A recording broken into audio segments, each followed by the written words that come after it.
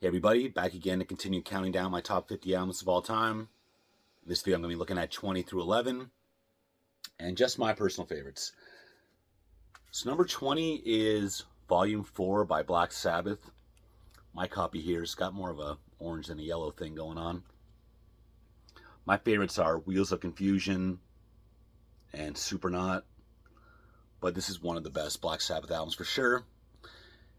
I also have that on vinyl, a really old, worn copy. The funny thing about this is that this and my vinyl copy of Master of Reality I bought from some young guy I work with, and I looked inside, and on both copies, you can't really see it, but there's someone's name scribbled down, and it was an old boss of mine many years ago by total coincidence. So I guess this guy bought them from an old boss of mine's garage sale, and now they're mine. 19, Mr. Bungle's California, the third full-length album and my personal favorite. If I had to pick a couple songs, I'm going to go with Vanity Fair and Pink Cigarette. 18, Yesu, the self-titled album. If you didn't know, Yesu is one of the many projects of Justin Broderick, most famously from Godflesh. And this band had an EP or two before this debut full length. This album is the best thing they ever put out. As you can see, one of my favorite albums ever. The second one, Conqueror, is also up there, but time has shown this one to be superior. Nothing they've done since has touched the first two albums, but this album, it's just got this one note tone to the whole thing. Kind of depressing, but just very emotional, very powerful. And nothing brings me back to my college years like this album. I remember listening to it a lot on Greyhound buses going back and forth to school. Number 17, Agents of Oblivion.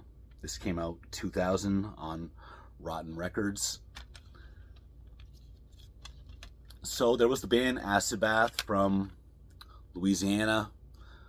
Upon their breakup in the late 90s, Agents of Oblivion would be the first band formed by Dax Riggs, the vocalist of Acid Bath, and they would only have this one full-length album, self-titled.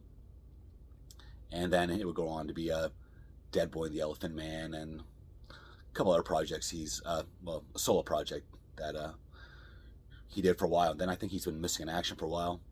But anyways, back to Agents of Oblivion. This is probably my favorite thing Dax has been involved with. The opener, End's Mouth, The Hayman's Daughter, A Song That Crawls. This whole thing is amazing. Basically, kind of evil southern rock meets the Acid Bath flavor without being heavy. Check this one out. 16, Typo Negative, October Rust. A part of me feels like this album should be higher up on my list, but again, a couple songs I don't really like, a couple interludes, a couple joke pieces. It's just going to make the top 20. Favorites are definitely Love You to Death, Burn Flowers Fallen, Die With Me, Wolf Moon. Again, there's some things you can complain about, but it's still a masterpiece. And I always remember I bought this my very first week of high school when it came out.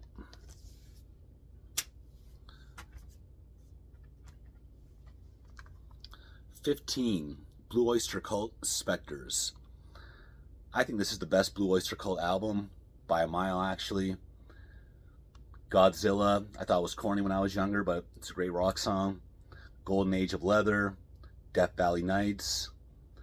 Searching for Celine is second tier, but I still like it.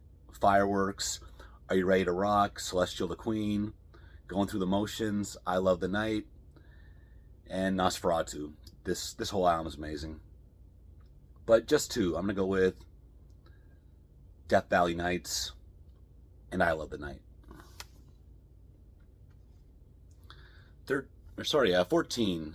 Black Sabbath again, Sabotage, the 6th album. Best ones on here are Hole in the Sky, Symptom of the Universe, and Megalomania.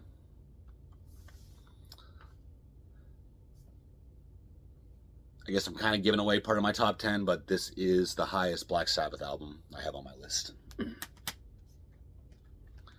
13, Slowdive, Souvlaki. The 2nd album by this English rock band. My 3 favorites are Allison, Machine Gun, and Souvlaki Space Station.